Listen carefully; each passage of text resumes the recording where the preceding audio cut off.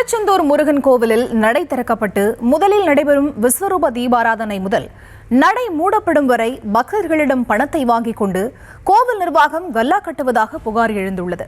கேள்வி கேட்க வேண்டிய அதிகாரிகளுக்கு ராஜமரியாதை கொடுத்து அவர்களின் வாயை அடைத்து விடுவதாகவும், அப்படியே ஒரு சில நேர்மையான அதிகாரிகள் கேள்வி கேட்டாலும் அதற்கு கட்டுப்படாமல் தனி சாம்ராஜ்யமே நடத்தப்படுவதாகவும் குற்றம் சாட்டப்படுகிறது. முருகனின் அறுபடை வீடுகளில் இரண்டாம் படை வீடாக திருச்செந்தூர் சுப்பிரமணிய சுவாமி கோவில் விளங்கி வருகிறது. இங்கு நாள்தோறும் ஏராளமான பக்தர்கள் சுவாமி தரிசனம் செய்து வருகின்றனர். குறிப்பாக சனி மற்றும் ஞாயிற்றுக்கிழமைகளில் பக்தர்களின் கூட்டம் அதிகமாகவே இருக்கும். அதேபோல குரு பகவானுக்குரிய நாளான வியாழக்கிழமையிலும் கூட்டத்திற்கு குறைவிருக்காது. அந்த நாட்களில் பொது தரிசனம் என்றாலும் 100 ரூபாய் தரிசனம் என்றாலும் 5 மணி நேரம் நின்றுதான் கோவிலுக்குள் செல்ல முடியும்.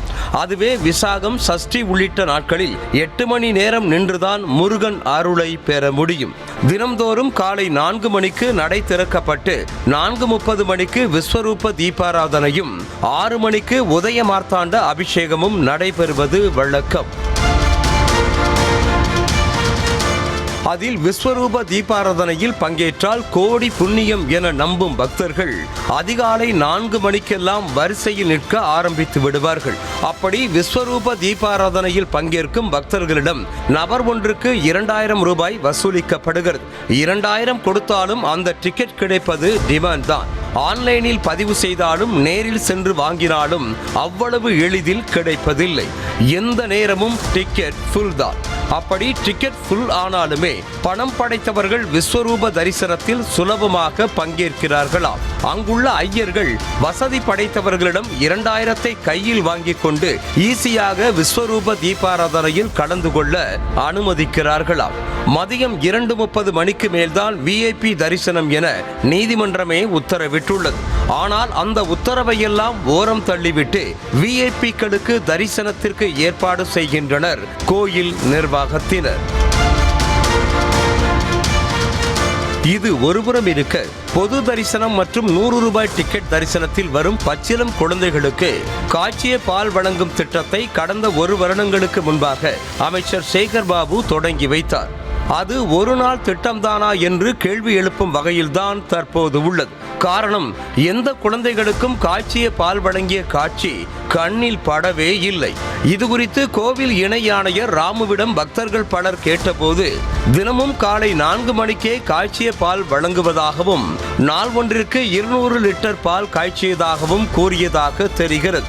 அதிகாலையில் 200 லிட்டர் பால் வழங்கும் அளவிற்கு எந்த பச்சிளம் குழந்தைகளை தூக்கிக் கொண்டு எந்த தாய்மார்கள் கோவிலுக்கு வருகிறார்கள் என்று கேள்வி எழும் நிலையில், தினமும் போலியாக கணக்கு காட்ட ஒரு காரணம்தான் காய்ச்சி பால் வழங்கும் திட்டம் என்ற குற்றச்சாட்டு எழுந்திருக்கிறது.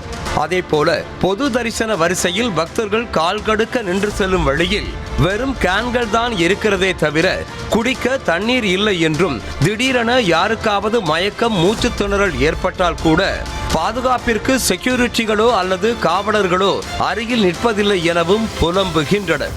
ஒவ்வொரு எமர்ஜென்சி கேட்டிலும் செக்யூரிட்டியோ அல்லது காவலரோ இருக்க வேண்டும் என ரூல்ஸ் இருந்தும் எமர்ஜென்சி கேட் பெயருக்குத்தான் இருக்கிறதே தவிர அதனை திறந்து விடுவதற்கு கூட ஆட்கள் இல்லை என கூறுகின்றனர் பக்தர்கள்.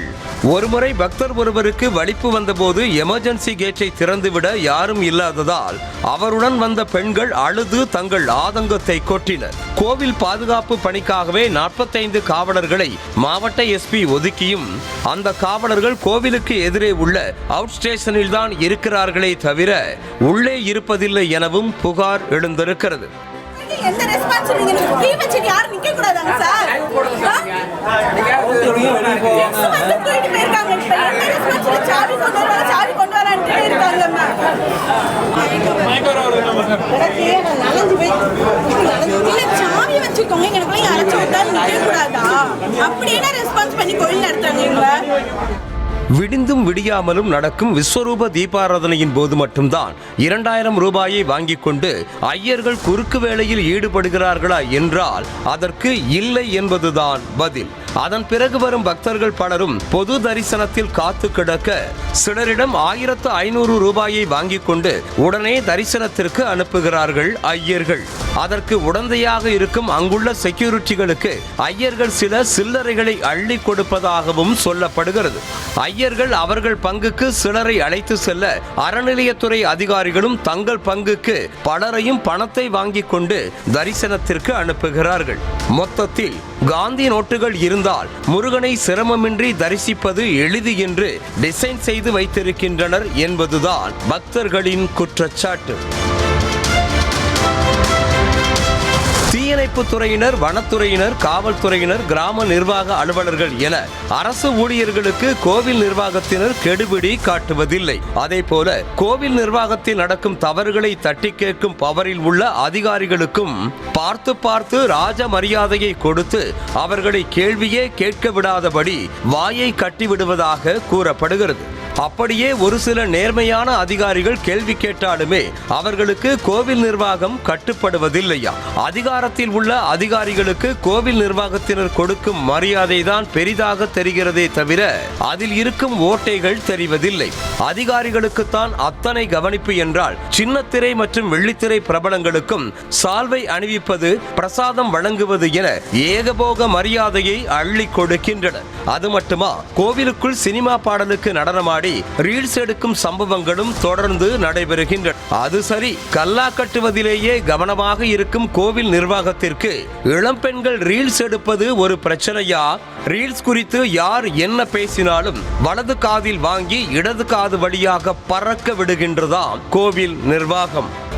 இப்படி கோவில் நிர்வாகத்தின் செயல்களால் கடும் அதிருப்தியில் உள்ள பக்தர்கள் பணம் இருந்தால் 10ம் நடக்கும் என்றால் நாங்கள் என்ன கிள்ளுக்கீரையா?